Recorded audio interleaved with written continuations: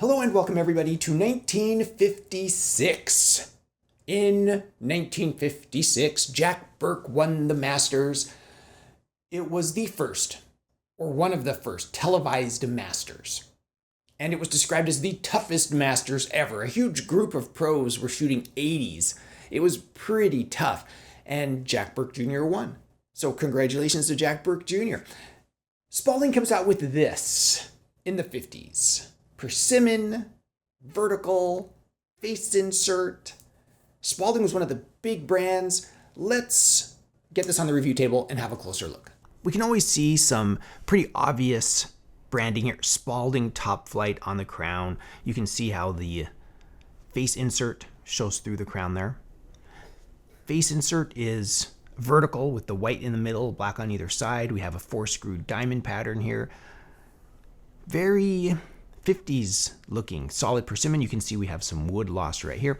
On the sole, we have more identifying features. We have obviously the wood number here, 1, Spalding, registered, some registration number there, and then model 84 stamped right here. Not sure if that's going to show up very well. We're going to, well, as we spin around the skirt, you'll notice that the shaft is pinned. We have hydro-sealed decal on the aft portion of the skirt, and just some usual wear here as we spin around. Very interesting. We have a whipping all the way up to the little red and yellow ferrule right here. Pretty thin pencil-like steel shaft here, stepped. I put this reminder on here, 1956, so I remember the year, and we have this lovely leather grip with concentric circle butt cap here. So it is a solid persimmon from the 50s. These are the glory days of persimmons. Is that true? I don't know. Let's go to the range and find out. We have the Spalding. Spalding in the 50s was one of the big brands. I mean, it had been around for so long. It was just everywhere. They're making clubs. I mean, it was just one of the big golf companies. So the question is, why was it one of the big golf companies? Were they really that good, or was it just name recognition? You always wonder about things like that, you know? So we're going to find out today. Looking down at it, immediately, it's the opposite of McGregor. So McGregor was going with horizontal lines. These are very vertical, and you can see it from a dress. The crown, I can see that white middle part of the face insert, which to me is good. It's like that. This is where you want to align your ball. That's where you're going to hit it, right out of the middle like that. So the other thing is that head is pretty big. It looks very inviting to hit. It's just like, we got you. Spalding as a brand has your back on this.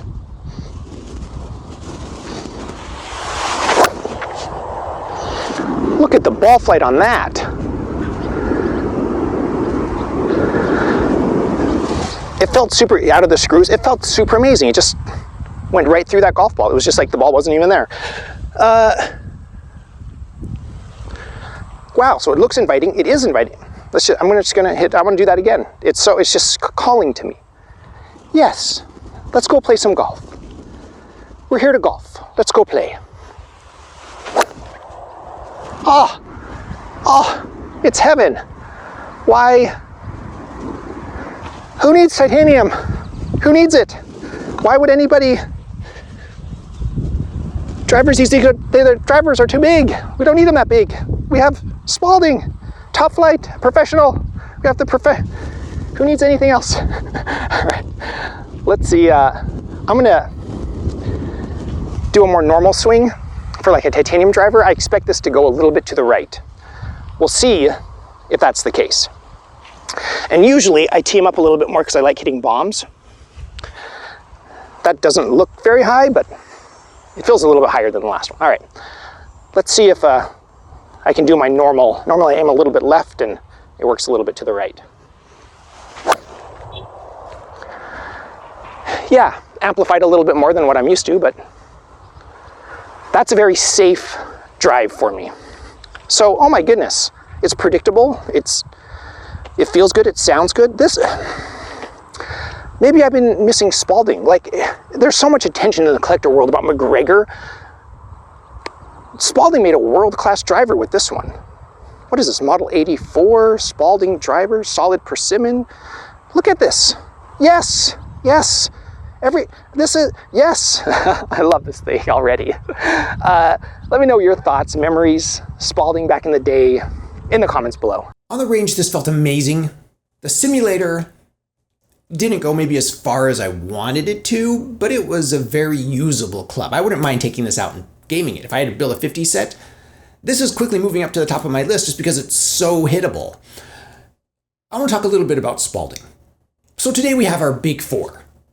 So right now, the making of this video, 2026, the big golf companies are Ping, Callaway, TaylorMade, and Titleist. There are lots of other really good golf companies. Not saying they're not good. I'm just saying those are the big mass sellers, okay? Spalding was the big company, the big golf company for a long time. They were the first, in 1905, I believe, the first set of like American branded golf clubs, like complete set. Spalding, a name that we just don't even associate with golf these days. They developed some amazing golf balls, like the fluid-filled golf ball. There was all sorts of interesting things that Spalding was doing. They were really the front runner of golf technology in the early 1900s. And by the mid-1900s, they started experiencing some company changes, some corporate changes, change of ownership through the 1960s through the 1990. And that's when they really started to kind of fall off a cliff when it comes to the golf world. But this was right kind of at their peak, 1950, and it feels like it. Like this, I don't know why, on my radar, even as like a vintage golf enthusiast, this has always just kind of been under the radar. It's like, yeah, Spalding, yeah, they were there. They were just a mass production, whatever. But the reason why is because they made some great, they sold tons of clubs because they made great clubs. And that all makes sense now to me in hindsight. And this is an example of that. These top flight persimmons, if you can find one in good condition, be sure always to check the heel on this side, because oftentimes you'll see splits down the side here. If the wood has experienced lots of humidity changes and expands and contracts a lot, it'll just crack right there. And you can lose a head if you're golfing or on the range. So just beware when you buy these old persimmons. But this one is in pretty good shape, hittable shape. This is something I wouldn't mind playing. It's not in such pristine shape, I don't want to hit it. But these clubs, in my life, have just been a forgotten treasure. This is amazing. And making this video more than ever, I just want to say these are amazing. Let's not forget this era, post-World War II, where Spalding, the American golf company at the time, like the big American golf company, is still making amazing, amazing clubs. Not what I remember from my childhood in the 90s, where it was just like the cheapest golf balls you could buy. So excited to read your thoughts, memories. Spalding, Top Flight. Top Flight is like their professional high-end, what the pros are going to use brand. And that's one of the great things about golf is you can use the same equipment the pros are out there playing the Masters with. So it's just such a fun sport and an interesting company with an interesting history. Maybe we'll dive more into the history of it in a future video. But as of right now, Spalding, Top Flight, 1956, Persimmon driver, world class at the time. I just really, seriously, this is so good. Let me know your thoughts, memories in the comments below. As usual, thank you to all the people on Patreon who support this channel. I really appreciate it. Patreon is a place where you can go to support your local content creators like this channel, and what we've managed to do is create the largest catalog of vintage golf videos on YouTube. So thank you to all of the patrons. Another way you can support the channel is by visiting my Amazon shop. I will also put that in the links in the description below. I am an Amazon associate. I make proceeds from qualifying purchases. That's how it helps this channel. Thank you everybody for watching. If you enjoy this content, please subscribe. I am the Vintage Golfer.